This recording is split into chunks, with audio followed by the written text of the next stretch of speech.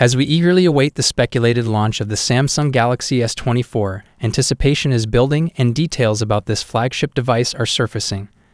Unlike previous years, there's a buzz that Samsung might unveil the S24 sooner than expected, intensifying the flow of rumors. The focus is clear, surpassing the accomplishments of its highly regarded predecessor.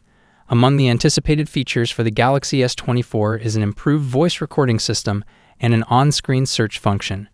A rumor suggests that pricing may remain consistent with the previous model. The Galaxy S24 lineup is likely to consist of a standard model, a Plus variant, and an Ultra model, potentially with minor design tweaks. Despite the possibility of a larger S24 Plus, the design may echo the S23 series. There's speculation about the Galaxy S24 Ultra featuring titanium sides. Display-wise, all models are expected to feature AMOLED panels with varying refresh rates. Camera setups may see incremental changes, with the Ultra possibly sporting a groundbreaking 1-inch sensor. The chipset division might return, with the Snapdragon 8 Gen 3